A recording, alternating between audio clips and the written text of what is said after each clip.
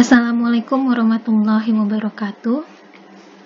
Untuk penjelasan yang kali ini yaitu tentang uji segitiga. Sebelumnya kita sudah membahas tentang uji ambang batas, dan ini jenis uji yang kedua yaitu uji segitiga. Berdasarkan yang sudah dijelaskan di pertemuan pertama, terdapat setidaknya kita bisa membagi jenis pengujian organoleptik itu menjadi tiga kelompok besar, yaitu uji kesukaan, uji beda, dan juga uji deskriptif. Nah, uji segitiga ini merupakan termasuk bagian dari uji beda atau discrimination test.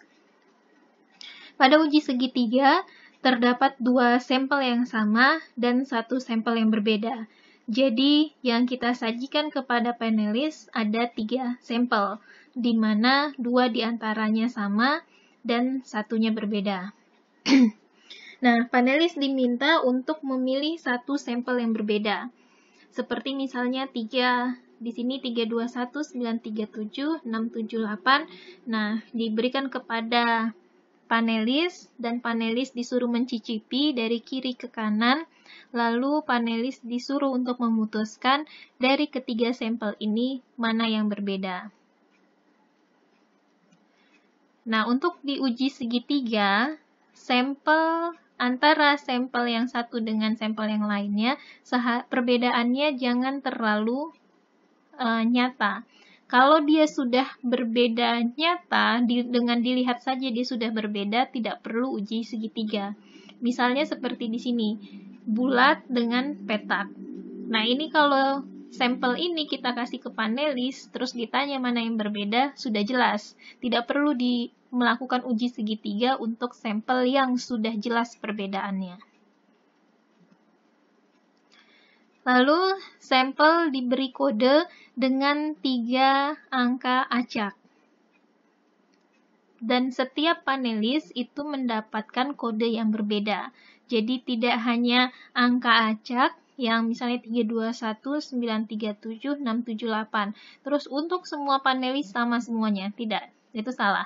Dan ini banyak kesalahan yang ditemui di jurusan kita, untuk anak-anak mahasiswa tingkat akhir menggunakan satu kode yang sama pukul rata untuk semua panelis. Padahal kode untuk setiap panelis itu berbeda-beda dan urutan dari sampelnya juga harus berbeda-beda. Bagaimana cara membuat kode angka acak? Jadi kita bisa menggunakan Excel untuk membuat angka acak. Misalnya di sini dimasukkan rumusnya sama dengan range between, masukkan dalam kurung 100,999. Artinya kita mau menghasilkan angka antara 100 sampai 999. Kenapa harus memberikan batasan 100 sampai 999? Itu karena angka-angka di antara ini itu punya 3 digit. Kalau kita bilang dari 0 sampai 99, maka akan ada angka yang hanya ada 1 digit dan 2 digit.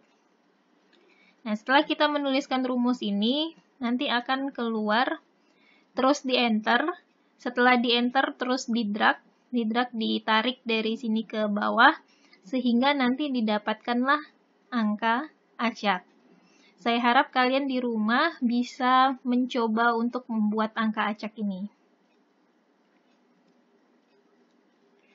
Nah, terus tidak hanya kode sampelnya yang acak, tapi juga urutan sampel harus acak dan berimbang. Artinya, kalau apa yang dimaksud dengan acak itu tidak beraturan. Terus berimbang, artinya kalau BAA itu muncul 2 kali, maka ABA juga muncul 2 kali. Nah, kalau untuk 2 sampel, di uji segitiga kita punya 2 sampel yang disajikan 3, maka kombinasi dari si urutan sampelnya itu ada 6 kemungkinan, yaitu bisa BAA, ABA, AAB, BBA, BAB, dan ABB. Nah, semua ini ada 6 kemungkinan urutannya, itu harus disajikan secara acak dan juga berimbang. Misalnya,